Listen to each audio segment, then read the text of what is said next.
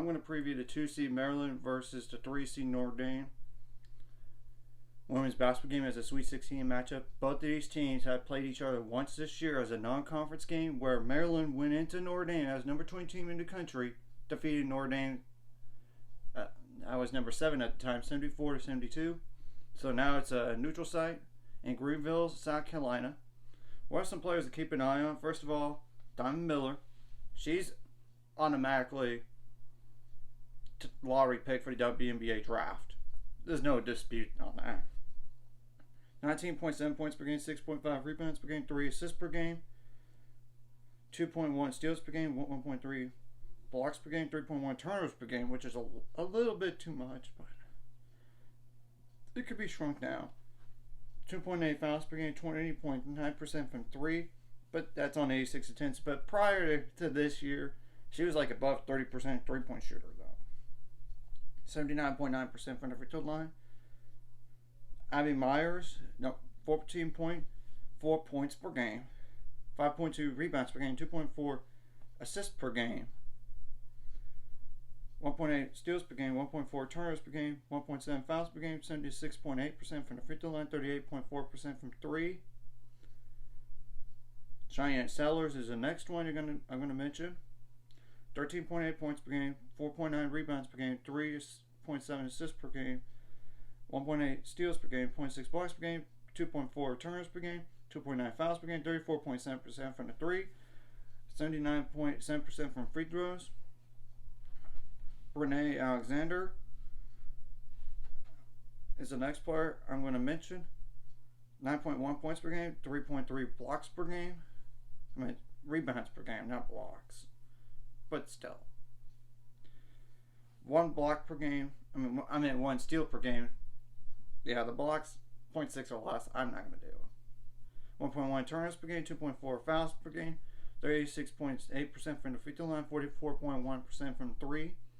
So as you could tell, they have a lot of so far they have some shooters on their team. Lavender Briggs is the next player I'm going to mention, 7.1 points per game, 4.3 rebounds per game, 0.6 steals per game, 1.2 turnovers per game, 1.5 fouls per game, 89.7% from free throw line, 37.3% from 3. So another player above 30% from 3. Faith Masonicius, Masonius. I apologize if I butchered that last name. 7 points per game, 5 rebounds per game, 2 assists per game, 1.7 turnovers per game, 1.2 steals per game, 2.5 fouls per game, 72.3% from the free throw line, 33.3% from 3, but that's on 24 attempts. That's just a keep in mind deal. Now the next player is Elisa Pinson. She's the only player up to this point that's not 6 foot tall, at least. Yeah, Diamond Miller is 6'3". Yeah, Pinson, 3.4 points per game. I know that's not a lot, but 2.9 assists per game, 1.2 steals per game, 1.2 turnovers per game, 0.9 fouls per game, 87.5% from the free throw line, but that's on 8 attempts, and 30% from 3, but that's on 40 attempts. She was at South Florida before this season. Bria McDaniel, which is another player below 6 foot, so 3.1 points per game, obviously. 0.7 turnovers per game, 1.2 fouls per game, 66.7% from free throw line. That's on 27 attempts. 52.2% from 3, but that's on 23 attempts. So for what it's worth, that's that.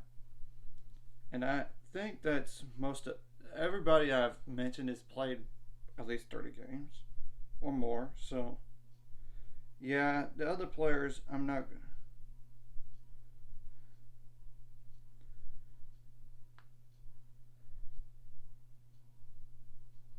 I'm not going to mention because, alright, McDaniel doesn't hardly play either.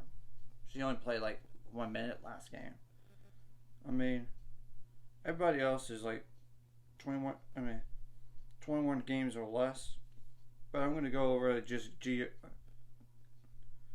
next two just to suffice. I know she's only played. She might not play in this game. Gia Cook, another player that's below 6 feet tall, which is not a lot of them. I mean, when you look at it, 2.3 points per game, 0.8 turnovers per game, 0.7 fouls per game, 68.6% from the free throw line on 30 of 5 attempts, 0 for 6 on threes. So, but she is a freshman though. And Mila Reynolds, 1.1 points per game, 0.6 fouls per game, 0 for 2 on threes, 5 for 6 on free throws, which is 83.3%. So, as you could tell, they don't have a lot of players that they usually play above, below 6 feet tall. They could literally switch on almost everything. So, and in general, they only have like 1, 2, 3 players that are below 6 feet tall on their roster. Interesting. Now, granted, I don't know about the injury situation, but I will say I know that Notre Dame is without 2 players for the rest of the season. Yeah. It's unfortunate, and I'm not going to even mention their names. So,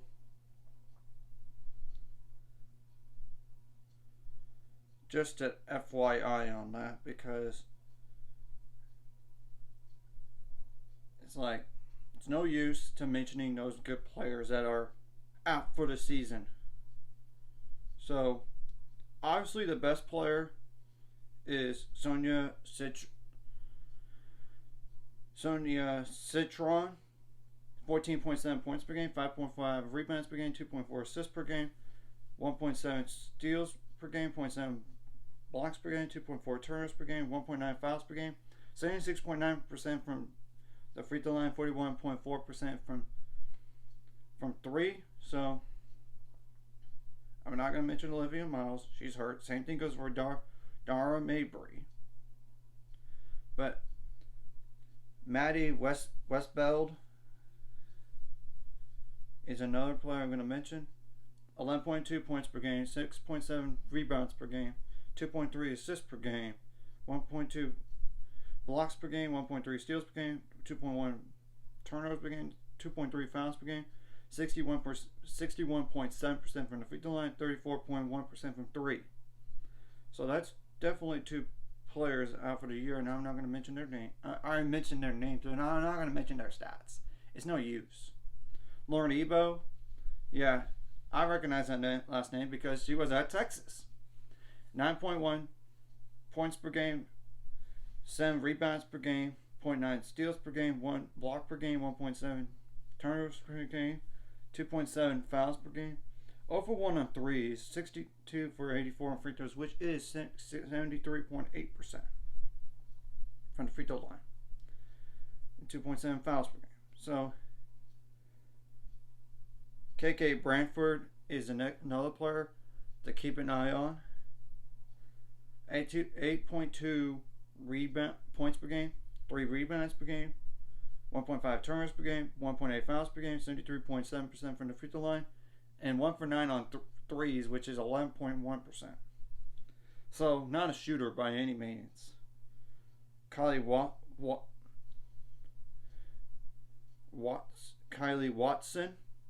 6.8 points per game, 4.3 rebounds per game, 0.9 blocks per game, 1.6 turnovers per game, 2.3 fouls per game, 50% from the free throw line on 72 attempts. That's not good. No threes attempted, so no need to worry about her as a shooter. And I believe that's most of everybody that they only played at 7 players last game. That's including their starters. It just shows they don't have much more depth. I would give the depth edge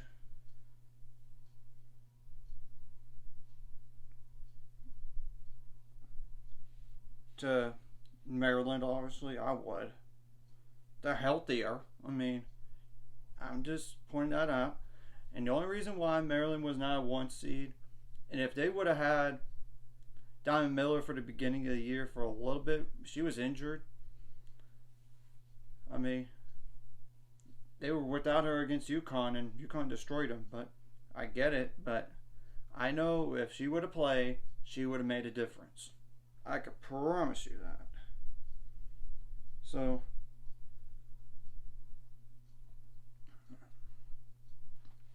I'm going to, like I said, I'm going to double check who else to mention, because I know Notre Dame doesn't have a lot of doubt right now.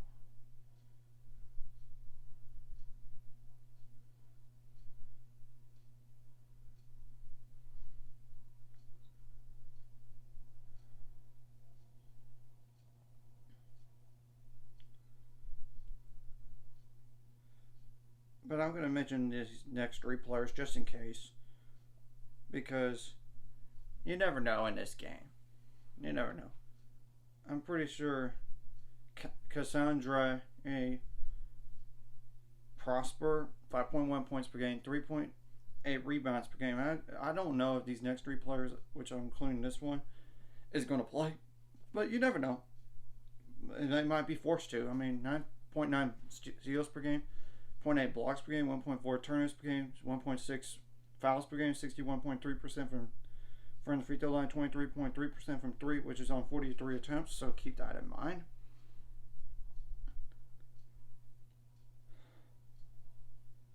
Natalia Marshall, 3.6 points per game, 2 rebounds per game, 0.7 turnovers per game, 1 foul per game, 66.7% from the free throw line.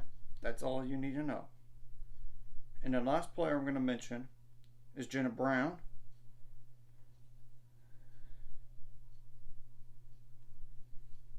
1.9 points per game, 0.8 turnovers per game, 0.7 fouls per game, 78.3% from the free throw line, 2 for 8 on threes, which is 25%. So, obviously, like I said, I give the depth edge to Maryland. I do. They're healthier. They really, really are. But keys for both teams. Obviously, you got to limit your foul trouble. Especially if you're Notre Dame. You don't have a lot of depth. You only played mainly like 6 players last game.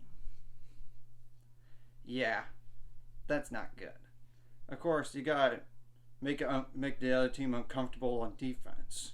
You got to rebound the ball on both sides of the court, offense and defense. You got to win that rebounding battle. You got to limit your turnovers. Well, of course, you want to force the turnovers on the opposing team. Of course, you want to get some fast break points and limit those. The same goes for points in the paint. Same thing goes for transition. Same thing goes for points out turnovers and fast break points as well.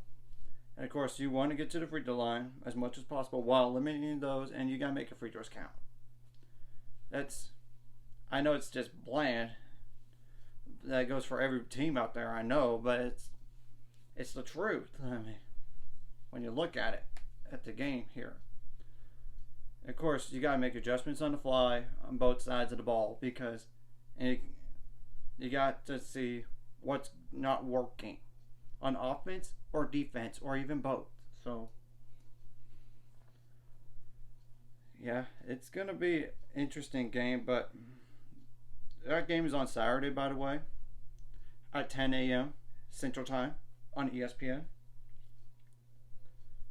And I know Notre Dame is kind of going into this game a little banged up with 2 season-ending injuries. And I admit, they proved me wrong, Notre Dame has, up to this point. I actually picked in most of my brackets not making the second round, making it to the Sweet 16. It's only because of the injuries. You would understand. I would have thought Creighton would have knocked them out. I would have, but they didn't because Creighton lost to Mississippi State. But Mississippi State, 11 seed, almost they pushed Notre Dame to the limit. I mean, 53-48 last game. Notre Dame won. So that's just something to monitor. And yes, Notre Dame did win the conference in the ACC by only a game, but still, it's impressive. While Maryland, I know they didn't win the Big Ten, but they were one game away. One game. I mean, that's all it. So, anyways, if you like this content, hit like and subscribing. I'll see you guys later. 5 subscribers, we're on the road to. Let's go. Of course, you got to come out with energy and play with nothing to lose here, because you made it further than most of the teams in the NCAA tournament up to this point. So, that's all.